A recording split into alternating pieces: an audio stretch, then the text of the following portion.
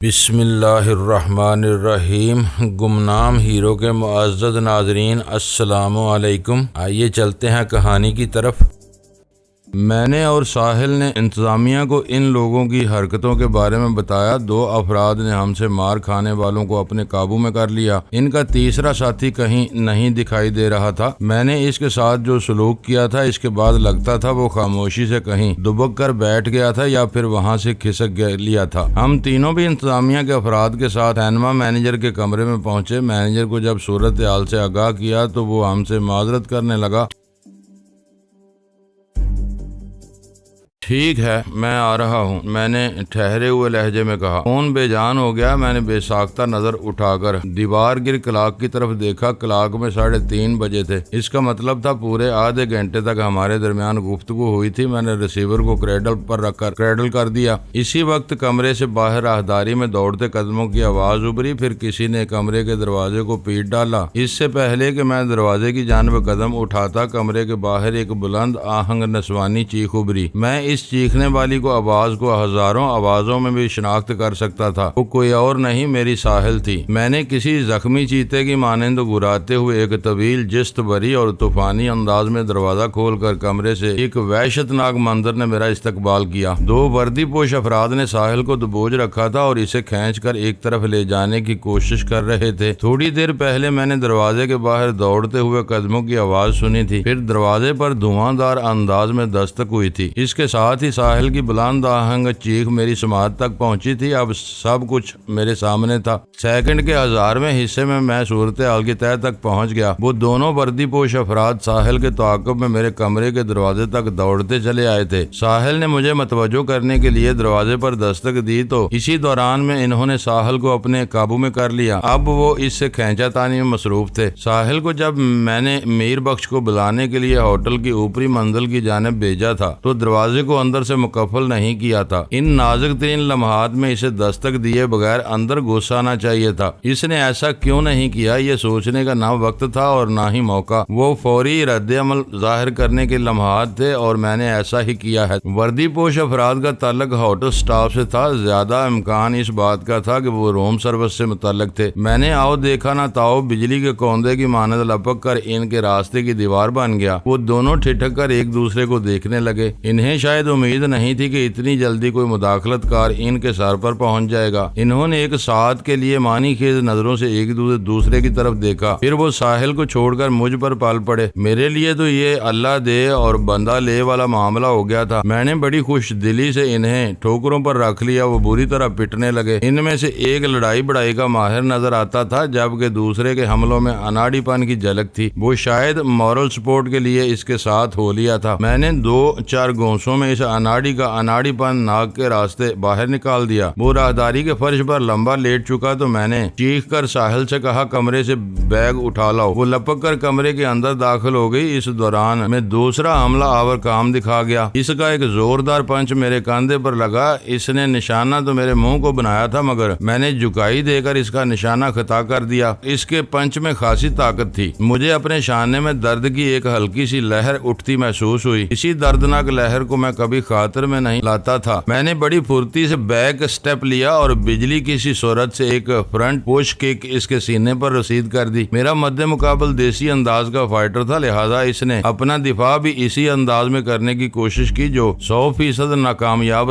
رہی۔ وہ میری زبردست کک کھا کر ہوا میں اچھلا اور پشت کے بل دیوار سے ٹکرایا۔ میرا خیال تھا کہ اس کی ریڑھ کی ہڈی کو ناقابل تلافی نقصان پہنچا ہوگا اور وہ راہداری کے فرش سے اٹھ نہیں سکے گا، لیکن اس کی سخت جانی نے میرا اندازہ غلط ثابت کر دیا۔ وہ فرش پر گرتے ہی کسی سپرنگ کی مانند ہوا میں بلند ہوا، پھر زیادہ تراری سے مجھ پر حملہ آور ہوا۔ میں ان سنگین لمحات کو طول نہیں دینا چاہتا تھا۔ یہ مار پیٹ اور اٹھا پٹک چھپی رہنے والی نہیں تھی۔ یہ بات میں اچھی طرح سمجھ گیا تھا کہ اس ہوٹل میں ہمارا مزید قیام انتہائی مہلک اور خطرناک ثابت ہوتا۔ ہمیں جلد از جلد وہاں سے نکلنا تھا، اسی لیے میں نے ساحل کو کمرے سے اپنا بیگ لانے کو کہا تھا۔ مد مقابل کے जिस्म में किसी गैंडे की ऐसी ताकत भरी हुई थी। इसने अपने दोनों बाजुओं के हसार में मुझे गिरफ्तार करने की कोशिश की। इसकी टाइमिंग और टेक्निक में कोई खामी नहीं थी, लेकिन मैं इसके अमल से कबल ही इसके अज़ाइम को भांप गया। इसकी कमर की हरकत ने मुझे बता दिया कि वो कौन सा कदम उठाने जा रहा था। चुनांचे इसे नाकामयाबी का मुंह देखना पड़ा। इसने जैसे ही अपने बाजुओं का हल्का मेरी कमर के गिर्द कसना चाहा, मैं बैठक लगाने वाले अंदाज में तेजी से जमीन पर बैठ गया। इसके दोनों बाजू मेरे सर के ऊपर से गुजरते हुए एक दूसरे को क्रॉस कर गए। मैंने इसकी पुश्त पर इसके दोनों हाथों की चिपित की चटाख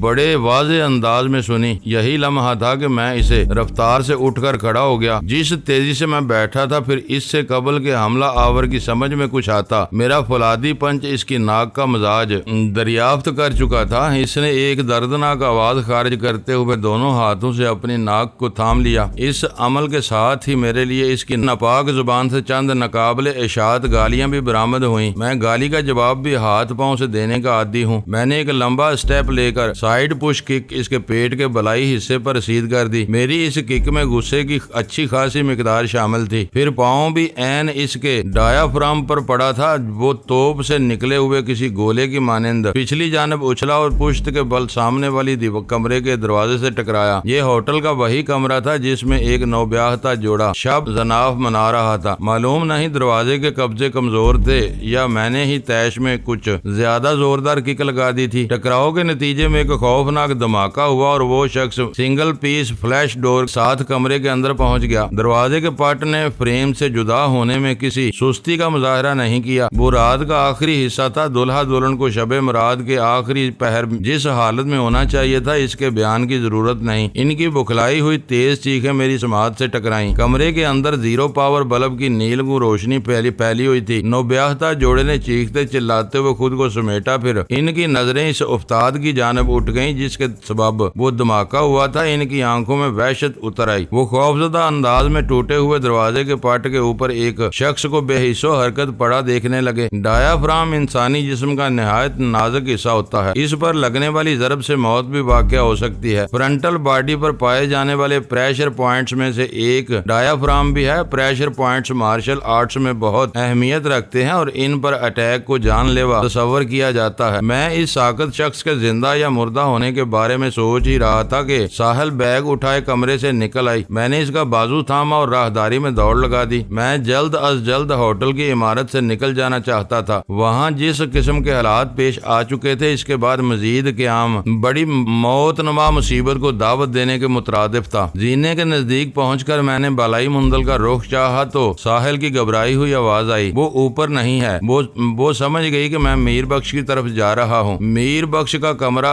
होटल के तीसरे फ्लोर पर था, जबकि हम दोनों दूसरे फ्लोर पर ठहरे हुए थे। मैंने उलझन तथा नजर से साहिल की तरफ देखते हुए पूछा, वो ऊपर नहीं तो फिर कहाँ है? मुझे नहीं मालूम वो कहाँ है। जल्दी से बोली, इसका कमरा तो बिल्कुल खाली पड़ा है। मैंने खुद कमरे के अंदर जाकर देखा है। मैं मीर बख्श के कमरे से निकलकर तुम्हें बताने आ रही थी कि वो दोनों मुसीबतें गले पड़ गईं। फिर मैंने राहदारी में इस सिमत इशारा किया जिधर से हम आए थे। हमारे कमरे के दरवाजे के सामने एक बावर्दी मुलाजिम बेहोश पड़ा था। मीर बख्श का अचानक गायब हो जाना तशवीश में मुब्तला कर देने वाली बात थी, मगर ये ऐसे लम्हात नहीं थे कि मैं इसकी तलाश में ऊपर नीचे भागता फिरता। हम दोनों अगर बेखरियत होटल से निकलने में कामयाब हो जाते तो मीर बख्श के लिए भी कुछ कर सकते थे। इसी ख्याल के तहत मैंने साहिल की कलाई को हौले से झटका दिया और तेजी से नीचे जाने वाले जीने पर कदम रखते हुए कहा, हरी अब जल्दी, हमें पहली फुर्सत में होटल की इमारत से निकलना है। बैग अभी तक साहिल के हाथ में था। मैंने इससे वो बैग ले लिया। इस तरह इसे मेरे साथ कदम से कदम मिलाकर चलने में आसानी हो गई। हम तकरीबन दौड़ने वाले अंदाज में जीने उतर रहे थे। साहिल ने परेशानी के आलम में सवाल किया, वजदान, मीर बख्श कहाँ जा सकता है? अभी यह सब कुछ सोचने का वक्त नहीं, मैंने सरसरी अंदाज में कहा। वो बोली, मैं डर रही हूँ कि कहीं इसे कोई हादसा पेश न आ गया हो, और ये भी मुमकिन है वो कोई गड़बड़ महसूस करते ही कहीं आज खुद इधर उधर हो गया हो। मैंने कहा, मीर बख्श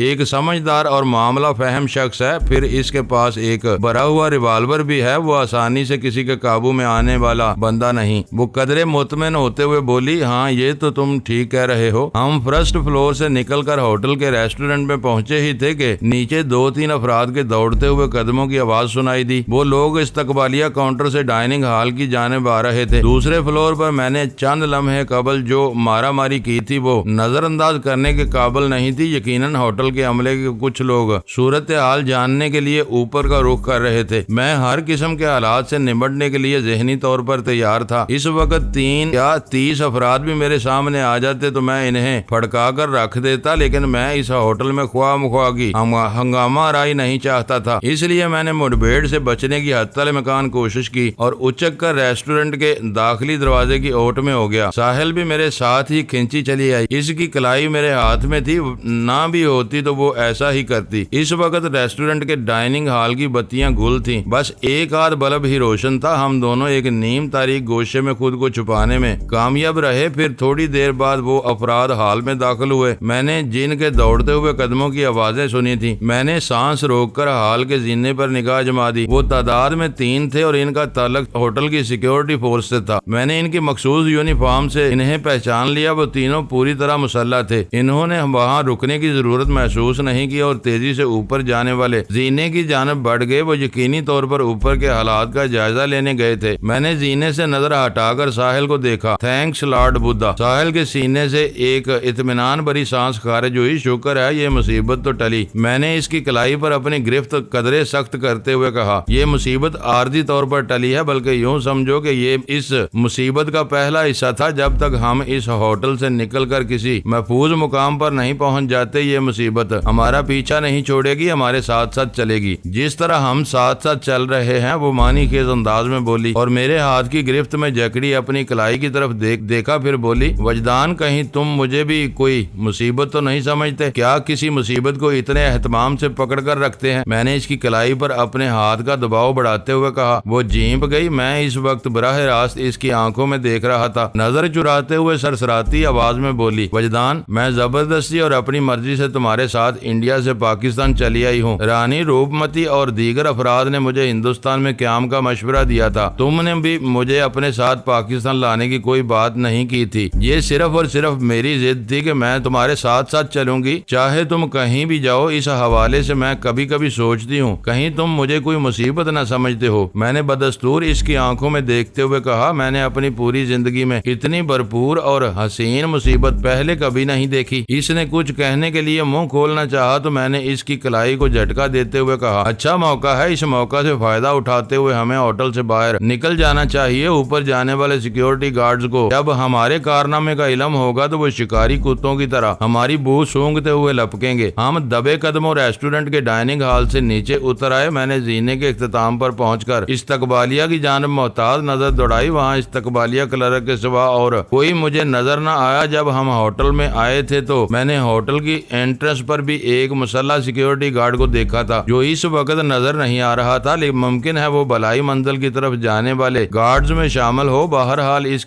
گارڈ کی عدم موجودگی ہمارے حق میں مفید ثابت ہونے والی تھی۔ میں نے ساحل کو اشارہ کیا اور ہوٹل کی لابی میں قدم رکھ دیا۔ استقبالیہ کلرک نے چونک کر ہمیں دیکھا اور ایک جھٹکے سے اٹھ کر کھڑا ہو گیا۔ پھر اس سے پہلے کہ وہ استقبالیہ چھوڑ کر ہماری طرف بڑھتا، ہم تقریباً دوڑتے ہوئے لابی کا وہ ایریا عبور کر چکے تھے۔ میں نے عقب میں ریسیپشنسٹ کی للکارتی ہوئی آواز سنی، لیکن ہم نے اپنے قدم نہیں روکے اور ہوٹل کی عمارت سے باہر آ گئے۔ سامنے ہی مجھے ایک ٹویوٹا ہائیس کھڑی نظر آئی۔ وہ کریم کلر گاڑی اسٹارٹ تھی اور ایک باوردی شخص اس کی چھت پر سے سفری بیگ اتار رہا تھا۔ قریب ہی ہوٹل کے 2 مہمان بھی کھڑے نظر آ رہے تھے۔ ان میں ایک عورت اور دوسرا مرد تھا۔ ان کی شکل و شباہت نے مجھے پلک جھپکتے میں بتا دیا کہ ان کا تعلق فار ایسٹ کے کسی ملک سے تھا۔ ٹویوٹا ہائیس پر اس ہوٹل کا نام اور مخصوص مونوگرام بھی بنا ہوا تھا۔ میں فوراً سمجھ گیا کہ وہ گاڑی مہمانوں کو ایئرپورٹ سے ہوٹل لانے اور ہوٹل سے ایئرپورٹ تک چھوڑنے کے لیے استعمال ہوتی تھی۔ ان 2 مہمانوں کا ہوٹل کی گاڑی میں یہاں پہنچنا یہ ظاہر کرتا تھا کہ انہوں نے پہلے سے بکنگ لے رکھی تھی۔ ہوٹل کا ملازم ہائیس میں انہیں ایئرپورٹ سے یہاں لایا تھا۔ میں گاڑی پر نظر پڑتے ہی یہ فیصلہ کر چکا تھا کہ ان ہنگامی حالات میں اسے استعمال کروں گا۔ اس سے پہلے کہ وہ باوردی شخص استقبالیہ کلرک کی چیخو پکار کا مطلب سمجھ پاتا، اسے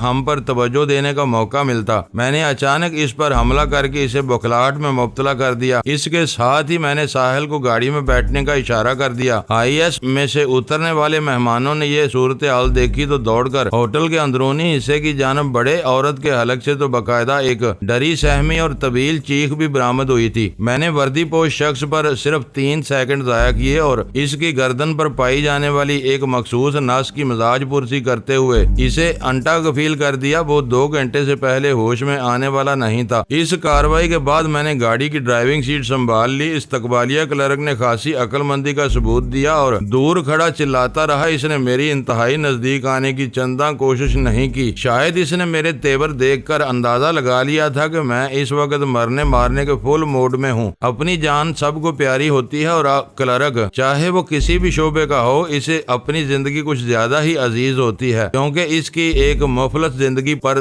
دسیوں دوسری زندگیوں کا بوجھ بھی لدا ہوتا ہے۔ اس نے ایک لمحہ ضائع کیے بغیر بیدار انجن والی ٹویوٹا ہائی ایس کو اس کے موجودہ رخ پر ڈال دیا۔ تھوڑی ہی دیر میں اندازہ ہو گیا کہ میں شاہراہ عراق پر نکل آیا ہوں۔ یہ سڑک تھی جس کو میرے لہو سے سرخ کرنے کی دھمکیاں حسین نے مجھے دی تھیں۔ اس نے مجھے صرف 10 منٹ کا وقت دیا تھا، 5 منٹ سوچ بچار کے لیے اور 5 منٹ ہوٹل سے نکل کر اس کے بندوں تک پہنچنے کے لیے۔ وقت میں سے 1 سیکنڈ بھی باقی نہیں بچا تھا۔ میں 3:30 بجے فون کو بند کر دیا تھا اور اب 3:45 ہو رہے تھے۔ گزشتہ 10 منٹ بہت ہنگامہ خیز اور حیرت امیز گزرے تھے۔ ابھی تک میری سمجھ میں نہیں آیا تھا جب میاں زاہد نے مجھے 10 منٹ کی مہلت دی تو یہ مدت گزرنے سے پہلے ہی اس کے آدمیوں نے ساحل کو گھیرنے کی کوشش کیوں کی تھی؟ یہ ممکن نہیں تھا کہ زاہد اس معاملے سے لا تعلق ہو۔ میرے ذہن میں ایسے ہی سینکڑوں سوال لیے ڈرائیو کر رہا تھا کہ ایک عمارت پر مجھے پاکستان کا جھنڈا لہراتا نظر آیا۔ عمارت کی پیشانی پر مجھے الیکشن ہاؤس کے الفاظ لکھے دکھائی دیے تو میرے رگوں پہ میں ایک سنسنی سی دوڑ گئی۔ میں غیر ارادی طور پر اسی جانب بڑھ رہا تھا جہاں میاں زاہد کے آدمی میرے انتظار میں سوزوکی FX میں پوری شد و مد سے وردیاں پہنے بیٹھے تھے۔ مجھے پیدل چل کر ان تک پہنچنا تھا۔ میں نے میاں زاہد کو یہی راگ سنایا تھا۔ میں نے ہر نوعیت کی صورتحال سے 2 ہاتھ کرنے کا فیصلہ کر لیا۔ Toyota high S election house کے بعد AI کے تھانے کے پاس سے گزری۔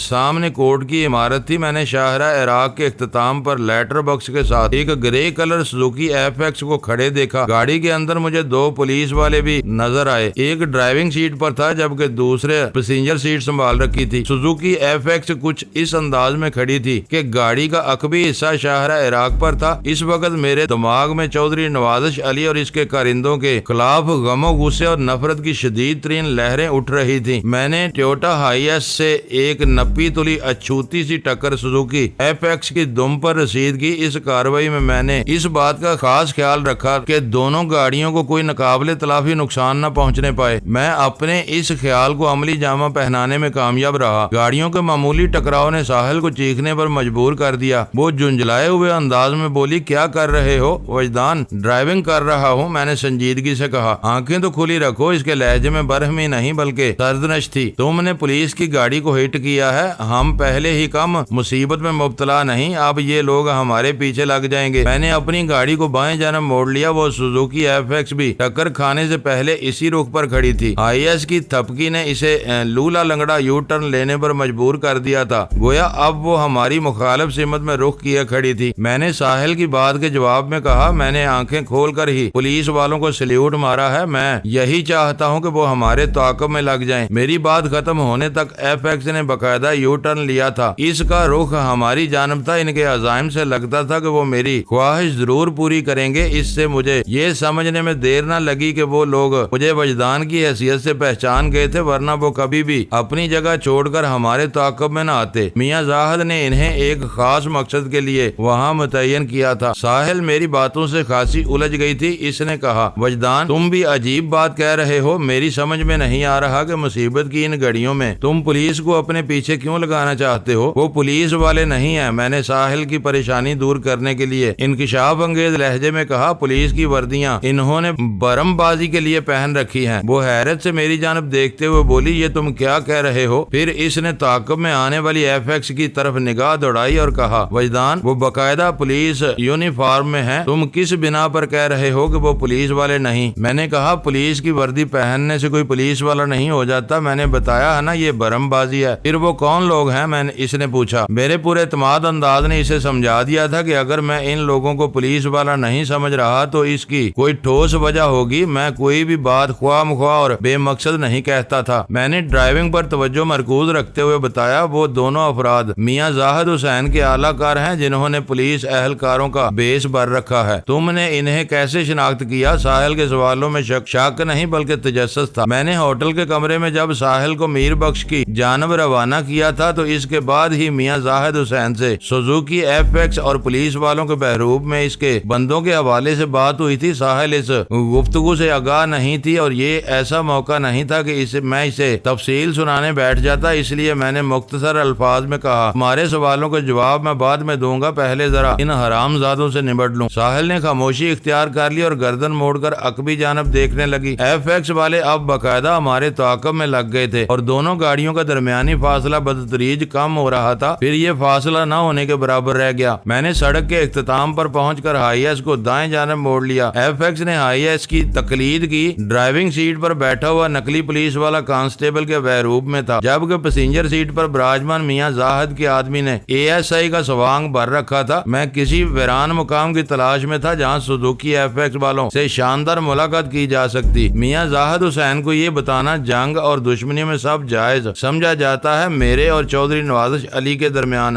دشمنی خاصی میچور ہو گئی تھی۔ اس نے مجھے شکار کرنے کے لیے اپنے ایک سے ایک موہرے آگے بڑھائے تھے جنہیں میں پیٹتا ہوا آیا تھا۔ زندگی اور موت کی اس شطرنج میں دونوں جانب اب بہت کم موہرے بچے تھے، گویا کھیل فائنل راؤنڈ میں چل رہا تھا۔ FX والوں نے میری مشکل آسان کر دی، یا یوں کہہ لیں کہ انہوں نے میری خواہش پوری کر دی۔ سرور شہید روڈ جیسے ہی آرٹس کونسل والے چوراہے پر ختم ہوا، FX نے ہائی ایس کو اوورٹیک کر لیا۔ اب دونوں گاڑیاں MR کیانی روڈ میں آگے پیچھے دوڑ رہی تھی۔ پگوڈا طرز تعمیر کی عکاس عمارت شاہین کمپلیکس سے تھوڑا پہلے FX والوں نے ہمیں روکنے کی کوشش کی۔ اس کوشش میں نے ان کا بھرپور ساتھ دیا کیونکہ میرے مطلب کا مقام تھا۔ رات کے لگ بھگ 4 بجے اس مقام پر گہرے سناٹے کا راج تھا۔ اسٹریٹ لائٹس کی روشنی بھی ناکافی تھی، لہذا میرے کام کے لیے راہ ہموار تھی۔ بریکس کی تیز چرچراہٹ کے ساتھ دونوں گاڑیاں آگے پیچھے ایک ساتھ رکیں۔ FX کی پیسنجر سیٹ پر بیٹھا ہوا شخص ایک جھٹکے سے دروازہ کھول کر باہر آ گیا۔ اس کے ہاتھ میں مجھے ایک پستول واضح طور پر نظر آ رہا تھا۔ ڈرائیونگ سیٹ والے نے بھی نقلی ASI کی تقلید کی، پھر وہ دونوں تیزی سے چلتے ہوئے ہماری گاڑی کے نزدیک آ گئے۔ میں اور ساحل ابھی تک ہائی ایس کے اندر ہی بیٹھے ہوئے تھے۔ میں نے سرگوشیانہ انداز میں ساحل کو سمجھا دیا تھا کہ اسے عملی طور پر کچھ نہیں کرنا، صرف میرے اشاروں پر ناچنا ہے، اور پہلا اشارہ یہ ہے کہ جب تک میں یہ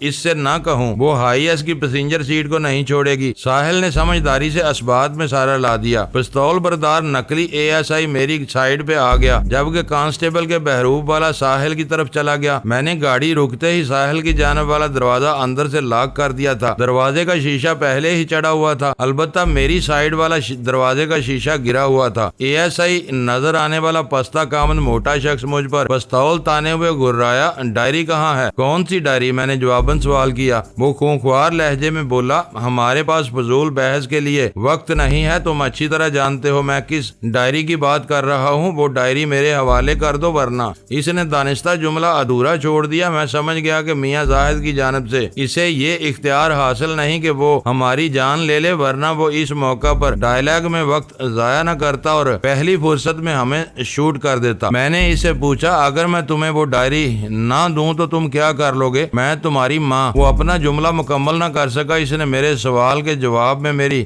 ماں کو کوئی غلیظ گالی دینے کا ارادہ کیا تھا۔ اپنی ماں کے خلاف اس کی ناپاک زبان سے کوئی ایسی بات کیسے سن سکتا تھا؟ وہ ماں جس کا دودھ لہو بن کر میری رگوں میں دوڑ رہا تھا اور جس کو میں نے اپنی بصارت کے ذریعے خاک و خون میں لوٹتے دیکھا تھا۔ میں پہلے ہی کسی ہنگامی کارروائی کے لیے تیار بیٹھا، ایک جھٹکے سے میں نے ہائی ایس کا دروازہ کھولا اور اچھل کر گاڑی سے باہر آ گیا۔ نقلی ASI کے لیے یہ ایک غیر متوقع حرکت تھی۔ ہائی ایس کا وزنی دروازہ ایک دھماکے سے اس کے منہ پر پڑا۔ وہ ایک دردناک چیخ مارتے ہوئے سڑک پر گرا۔ ہائی ایس کا دروازہ اس کے منہ پر ایسے پڑا تھا جیسے کسی بد نصیب پر کوئی افتاد ٹوٹ پڑتی ہے۔ الفاظ اس کے منہ میں ٹوٹ پھوٹ کر رہ گئے اور وہ زمین پر ایک جانب پڑا کراہنے لگا۔ اس دوران میں اس کا ساتھی مدد کے لیے اس کے قریب پہنچ گیا۔ میں نے دیکھا وہ موٹے نقلی ASI کو زمین سے اٹھانے کے بجائے آس پاس کچھ تلاش کر رہا تھا۔ ایک لمحے میں میرا ذہن اس کی تلاش کی تہ میں پہنچ گیا۔ وہ اپنے ساتھی کے پستول کو ڈھونڈ رہا تھا جو دروازے کے تصادم کے باعث موٹے کے ہاتھ سے نکل کر کہیں ادھر ادھر گر گیا تھا۔ میاں زاہد حسین کے ان دو گرگوں سے اٹکھیلیاں کرنے کا وقت تھا اور نہ ہی موقع، اس لیے میں ان کے سروں پر پہنچ گیا۔ اس دوران میں فربا شخص کمر پر ہاتھ رکھ کر زمین سے اٹھ چکا تھا، اس نے مجھے اپنے انتہائی قریب پایا تو گونسا تانتے ہوئے مجھ پر حملہ آور ہوا۔ وہ اگرچہ اچھا خاصا موٹا تازہ تھا، تاہم پھرتیلا بھی کم نہیں تھا۔ اس کا گونسا میرے سینے پر لگا، میں اس سے پہلے سانس روک چکا تھا۔ ماسٹر ہینگ پائی نے یوگا کی ٹریننگ کے دوران مجھے بتایا تھا کہ انسان اگر بر وقت سانس روک لے، اس کے جسم پر لگنے والی ضرب کم سے کم تکلیف دہ ہو جاتی ہے۔ جیسے ہی موٹے کے گونسے نے میرے سینے کو چھوا، میں نے دائیں ہاتھ کی گرفت میں اس کے گونسے والی کلائی کو گرفت میں لیا، پھر اسے کلاک وائز مروڑا دے کر اپنی بائیں کوہنی اس کی کوہنی پر رسید کر دی۔ میری ایلبو کا یہ وار خاصا کاری ثابت ہوا، کیونکہ اس کا بازو مڑنے کے باعث خاصا تن چکا تھا۔ اس ضرب کے توفیل مد مقابل کی کوہنی نے کڑاکے کی آواز پیدا کی، اس کے ساتھ ہی موٹے نقلی ASI کے حلق سے بلبلاہٹ خارج ہوئی۔ اس کا دایاں بازو کوہنی کے مقام سے بیکار ہو چکا تھا۔ میں نے اسی پر بحث نہیں کی، بلکہ موٹے کے جھکے ہوئے چہرے پر ایک زوردار ٹھڈا بھی رسید کر دیا۔ اس کے ساتھ ہی میں نے اس کی کلائی اپنے ہاتھ کی گرفت سے آزاد کر دی۔ وہ لڑکھڑاتے ہوئے 2 قدم دور جا گرا۔ اسی وقت مجھے اپنے عقب میں کسی کی موجودگی کا احساس ہوا۔ وہ موٹے کا ساتھی تھا، جس نے مجھے اپنے بازوؤں کے شکنجے میں کسنے کی کوشش کی تھی۔ وہ اپنی اس کوشش میں خاصی حد تک کامیاب رہا۔ اس کی گرفت میں مجھے ایک نیا تجربہ ہوا۔ وہ جتنا دان پان اور کمزور دکھائی دیتا تھا، ایسا تھا نہیں۔ اس کے سوکھے سڑے بازوؤں میں بجلی بھری تھی اور وہ دائیں بائیں جھٹکے دیتے ہوئے مجھے زمین پر گرانے کی کوشش کر رہا تھا۔ جب طاقت اور تکنیک آمنے سامنے ہو تو جیت ہمیشہ تکنیک ہی کی ہوتی ہے۔ طاقت کی اہمیت سے انکار نہیں، مگر جسمانی طاقت ہمیشہ دماغی طاقت کی غلام رہی ہے۔ اگر طاقت ہی سب کچھ ہوتی تو دنیا کے ہر ملک پر پہلوانوں کی حکومت نظر آتی۔ مد مقابل نے دائیں بائیں جھٹکے کے بعد مجھے اوپر اٹھانے کی کوشش کی۔ شاید وہ مجھے دڑام سے زمین پر پٹکنے کا ارادہ رکھتا تھا۔ مجھے ہوا میں بلند کرنے کے لیے اسے تھوڑا نیچے جھکنا پڑا۔ اسی وقت میرا داؤ چل گیا۔ میرے دونوں بازو کوہنیوں کے اوپر سے اس کی باہوں میں قید تھے، تاہم میرے ہاتھ آزاد تھے۔ وہ جیسے ہی نیچے جھکا، میں نے دونوں ہاتھ زمین پر ٹیک کر بجلی کی سی صورت سے فرنٹ رول کیا۔ میری رولنگ اسے بہت مہنگی پڑی۔ وہ میرے اوپر سے لڑکتے ہوئے دور جا گرا۔ پھر میں نے اسے اٹھنے کی مہلت نہیں دی۔ وہ جیسے ہی سنبھلا، میں نے اس کے تھوبڑے پر فرنٹ جرک کک رسید کر دی۔ وہ تکلیف کی شدت سے کرا اٹھا، تاہم دونوں ہاتھوں سے اپنا چہرہ تھامتے ہوئے اٹھ کھڑا ہوا۔ اس سے اس کی ہمت کا اندازہ بھی ہوا۔ وہ دونوں مارشل آرٹ سے نابلد تھے، اس لیے مجھے اسٹریٹ فائٹر کے اصولوں پر کاربند رہ کر ان سے نمٹنا پڑ رہا تھا۔ وہ جیسے ہی سیدھا ہوا، میں نے اس کے پیٹ میں گھٹنا دے مارا۔ وہ رد عمل کے طور پر جھکا تو میں نے اس کی ٹھوڑی پر ایک دھواں دار ہک پنچ رسید کر دیا۔ وہ کسی ذبح ہوتے ہوئے بکرے کی مانند ڈکرانے لگا۔ پھر اس کی ہمت جواب دے گئی اور وہ مغلظات پر اتر آیا۔ میں اسے نظر انداز کرتے ہوئے موٹے نقلی ASI کی جانب متوجہ ہو گیا۔ میرا یہ عمل بر وقت تھا۔ وہ خبیث اپنے مجروح بازو کے ساتھ وہاں سے فرار ہونے کی کوشش کر رہا تھا۔ میں نے لمبی جست بھر کر اسے سوزوکی FX کے قریب جا لیا، پھر اس کے منہ پر ایک چانٹا رسید کرتے ہوئے بفرے ہوئے لہجے میں کہا، کیا تمہارے میاں زاہد نے تم جیسے زنہے ہی جمع کر رکھے ہیں؟ وہ دھمکی امیز لہجے میں بولا، تم ٹھیک نہیں کر رہے ہو وجدان، اور وہ تمہارا والد ثانی میاں زاہد سب ٹھیک کر رہا ہے۔ میں نے گراتے ہوئے دریافت کیا۔ وہ نحیف سی آواز میں بولا، تم سخت نقصان اٹھاؤ گے۔ اچھا، میں نے اسے گریبان سے پکڑ کر جھٹکا دیا۔ اگر میں نقصان اٹھاؤں گا تو پھر تم یہاں سے بے خیریت کیوں جاؤ؟ اپنی بات ختم کرتے ہی میں نے اس کے موٹے سور کو ٹھوکروں پر رکھ لیا۔ میرے ہاتھ پاؤں کسی تیز رفتار مشین کے مانند مصروف کار ہو گئے۔ وہ قدم قدم پیچھے ہٹتے ہوئے بری طرح پٹ رہا تھا۔ میرے طوفانی مکوں نے اس کی ناک اور منہ سے خون چھڑا دیا۔ اس کا چہرہ بھیانک منظر پیش کرنے لگا۔ میں پیٹتے اور وہ پٹتے ہوئے اس شخص کے قریب پہنچ گئے۔ تھوڑی دیر پہلے میں نے جس کی اچھی خاصی درگت بنائی تھی، یہ دیکھ کر میں چونک اٹھا کہ اس دبلے پتلے شخص کے ہاتھ میں ایک پستول موجود تھا۔ یہ وہی پستول تھا جو نقلی ASI کے ہاتھ سے چھوٹ کر کہیں ادھر ادھر ہو گیا تھا۔ موٹے کے ساتھی نے اسے پہلے بھی تلاش کرنے کی کوشش کی تھی۔ ایک مرتبہ ناکامیاب رہنے کے بعد اس نے اپنا مقصد حاصل کر لیا تھا۔ وہ پستول کا رخ میری جانب کرتے ہوئے شکستہ لہجے میں بولا، اگر تم نے ایک قدم بھی آگے بڑھایا تو میں تمہیں شوٹ کر دوں گا۔ اس کی دھمکی میں دم تھا اور نہ ہی آواز میں کوئی خم تھا۔ وہ ہارے ہوئے جواری کی آواز میں بول رہا تھا۔ پستول والے ہاتھ میں میں لرزش دیکھ چکا تھا، اس لیے میں نے اس ہتھیار کو اپنی نگاہ میں رکھتے ہوئے مضاحکہ خیز انداز میں کہا، تم مجھے شوٹ کرو گے؟ اس کپکپاتے ہاتھ کے ساتھ اس نے پستول پر اپنی گرفت مضبوط کرنے کی کوشش کی تو لرزے میں اضافہ ہو گیا۔ وہ بکھری ہوئی آواز میں بولا، تم میاں جی کو نہیں جانتے، وہ تمہاری کھال نچوا لیں گے۔ میں نے کہا، تمہارے میاں جی نے اپنے تعارف کے لیے 2 زنہوں کو پولیس والوں کے بیس میں میرے پاس بھیجا ہے، اس سے میں چودھری نوازش علی کے طلبے چاٹنے والے میاں زاہد حسین کو بہت دور تک جان گیا ہوں، وہ میری کھال کیا نچوائے گا۔ تم دونوں کسی نائی کے پاس جا کر اپنی مونچھیں نچوا ڈالو، راستے میں کوئی بنجارن مل جائے تو 2 درجن چوڑیاں بھی چڑوا لو تاکہ میرے دیے ہوئے ٹائٹل پر پورے اتر سکو۔ وہ میری باتیں سن کر تل ملا اٹھا۔ میں نے محسوس کیا کہ وہ پستول کو استعمال کرنے کا فیصلہ کر چکا ہے۔ اس وقت موٹا نقلی ASI ہم دونوں کے درمیان تھا۔ پستول بردار کے عزائم بانپتے ہوئے میں نے موٹے کی چربیلی توند پر ایک میکان کی جرک کے ساتھ فرنٹ کیک جڑ دی۔ یہ ٹھوکر کسی ڈائی مشین کے وزنی ہتھوڑے سے کم نہیں تھی۔ میری اس غیر متوقع حرکت سے پستول والے نے بے اختیار گولی چلا دی۔ فضا میں فائر کی آواز بلند ہوئی اور موٹا نقلی ASI مردہ چھپکلی مانند پٹ سے زمین پر گرا۔ گولی اس کی کھوپڑی کے آر پار ہو گئی تھی۔ میں نے پستول بردار کو دوسرا فائر کرنے کا موقع نہ دیا کیونکہ اگلی گولی کا نشانہ میں ہی ہوتا۔ میں نے پستول والا ہاتھ سیدھا ہونے سے پہلے ہی ایک طویل اسٹیپ لے کر سائیڈ کی مد مقابل کے سینے پر رسید کر دی۔ ہمارے درمیان اس وقت لگ بھگ 5 فٹ کا فاصلہ تھا۔ اگر کسی مارشل آرٹسٹ کو سائیڈ کک پر عبور حاصل ہو تو وہ طویل اسٹیپ لے کر 8 سے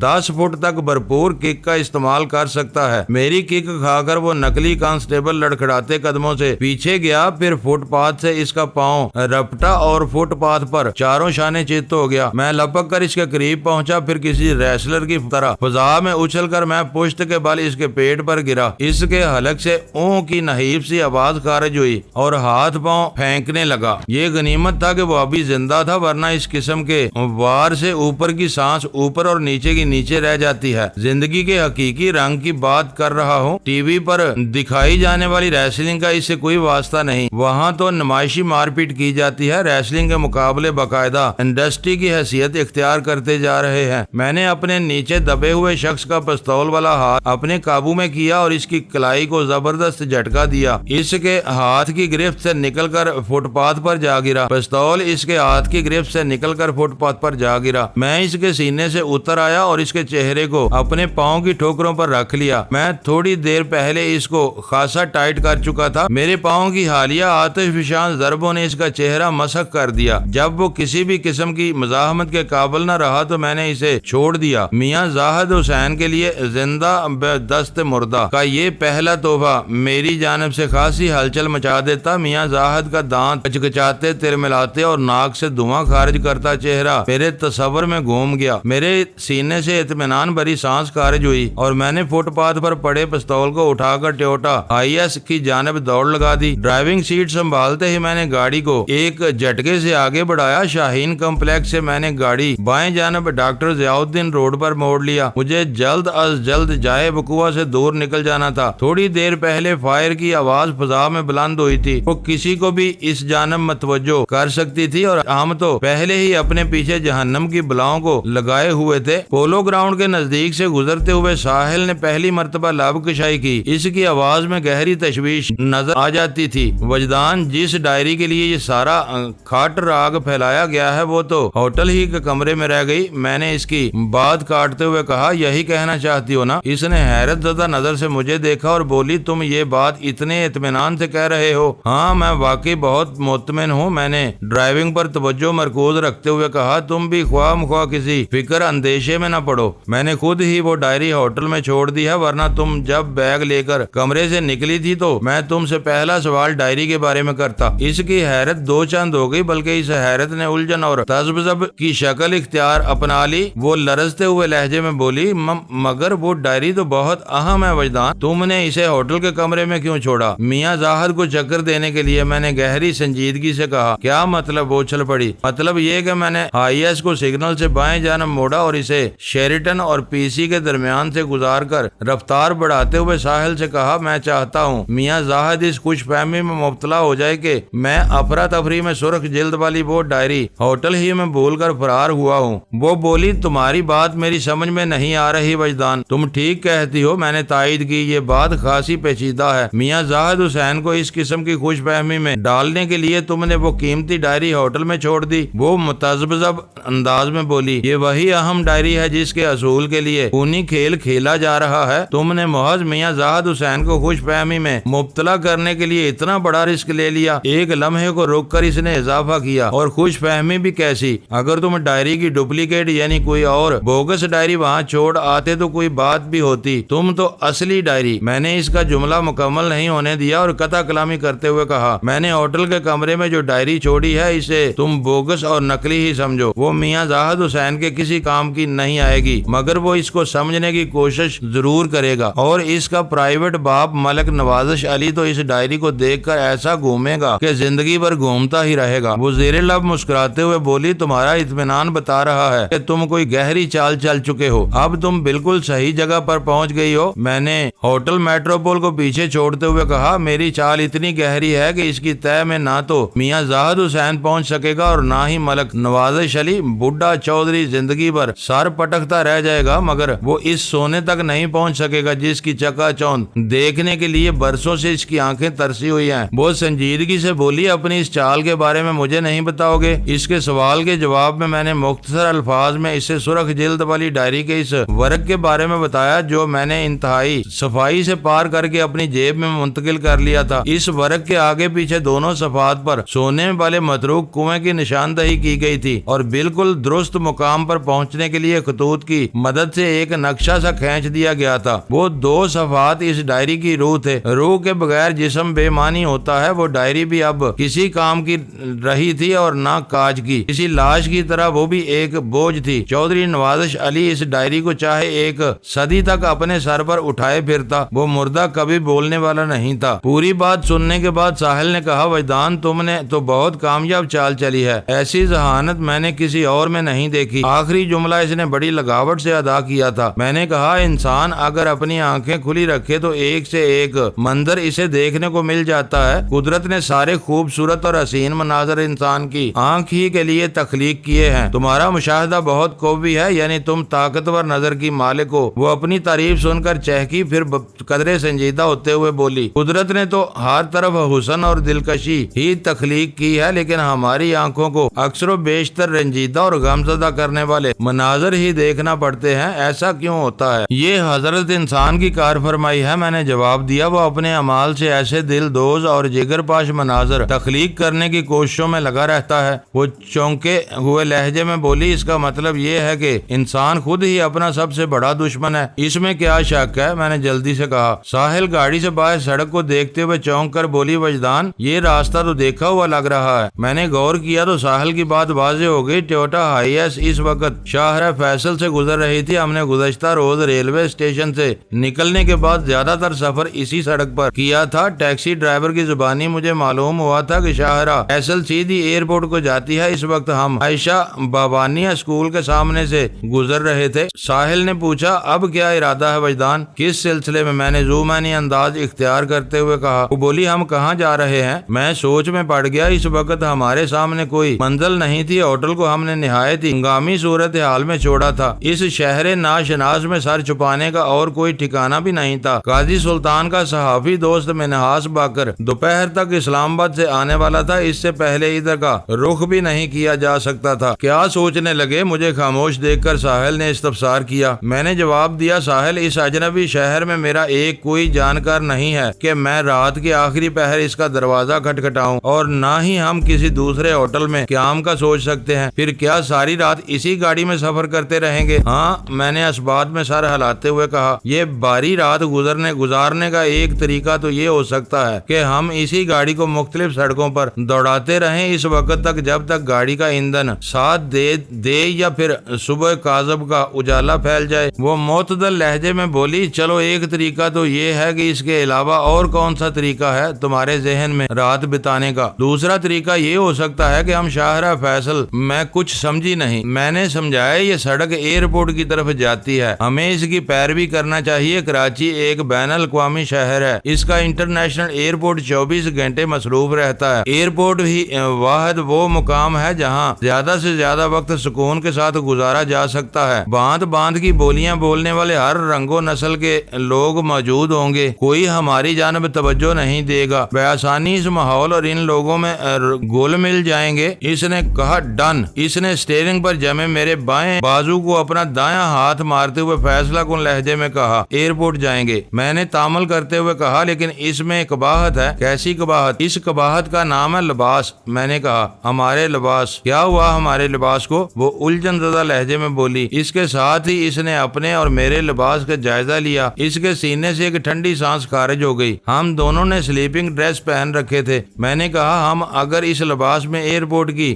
عمارت میں قدم رکھیں گے تو فوراً سب کی نظر میں آ جائیں گے، خواہ مخواہ کا نشانہ بنیں گے۔ اس کے ساتھ ساتھ شک والی نظریں ہمیں شک کے انداز میں دیکھیں گی۔ اس طرح ہم اس پوزیشن میں نہیں ہیں کہ دوسروں کو اپنی طرف متوجہ کر لیں۔ پھر کیا کریں، کہاں جائیں؟ اس کی الجھن دو چند ہو گئی۔ جائیں گے تو ہم ایئرپورٹ ہی، میں نے اٹل لہجے میں کہا، لیکن اس سے پہلے ہمیں اپنا لباس تبدیل کرنا ہوگا۔ وہ متذبذب نظر سے مجھے دیکھتے ہوئے بولی، ہم لباس کہاں تبدیل کریں گے؟ اسی گاڑی میں نے ٹھہرے ہوئے لہجے میں کہا۔ وہ ہچکچاہٹ امیز انداز میں مجھے تکنے لگی۔ میں نے کہا ٹویوٹا ہائیس ایسی خاصی بڑی گاڑی ہے، درجن بھر افراد اس میں بے آسانی سفر کر سکتے ہیں۔ تم گاڑی کے پچھلے حصے میں چلی جاؤ اور اطمینان سے لباس تبدیل کر لو، میں پیچھے مڑ کر نہیں دیکھوں گا۔ تمہیں اس سلسلے میں فکر مند ہونے کی ضرورت نہیں۔ یہ بات نہیں ہے وجدان، وہ جلدی سے بولی۔ میں نے تم پر اندھا اعتماد کرتی ہوں، مجھے یقین ہے تم میری جانب نگاہ اٹھا کر بھی نہیں دیکھو گے۔ تم نے قدم بے قدم میری عزت کی حفاظت کی ہے، میں ایسے محافظ پر بے اعتمادی کس طرح ظاہر کر سکتی ہوں؟ پھر تمہاری ہچکچاہٹ کی وجہ کیا ہے؟ کچھ نہیں، وہ جان چھڑانے والے انداز میں بولی۔ پھر پوچھا تم گاڑی کو کسی جگہ روکو گے یا پھر یہ کارروائی چلتی ہوئی گاڑی میں ہی کرنا ہوگی؟ میں نے کہا چلتی ہوئی گاڑی میں تو یہ مناسب نہیں ہوگا، میں کسی تاریک مقام پر گاڑی روکتا ہوں، پہلے تم اپنا لباس تبدیل کرو گی پھر میں کر لوں گا۔ میں نے ایک معقول سی جگہ دیکھ کر ہائی ایس کو شاہراہ فیصل سے اتار کر سروس روڈ پر ڈال دیا، پھر ایک نیم تاریک مقام پر گاڑی کھڑی کر دی۔ ساحل کو بیگ کے ساتھ میں نے گاڑی کے پچھلے حصے میں بھیج دیا اور خود گاڑی سے باہر آ کر نیچے بیٹھ گیا اور سامنے والے ٹائر کا معائنہ کرنے کی اداکاری کرنے لگا۔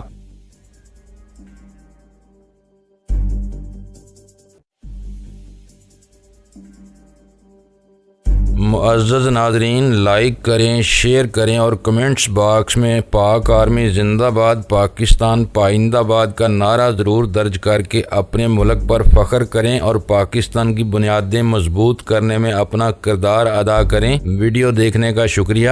معزز ناظرین، اپنا خیال رکھیے گا اور ہمارے چینل کا بھی۔ ISI پاک آرمی زندہ باد، پاکستان پائندہ باد۔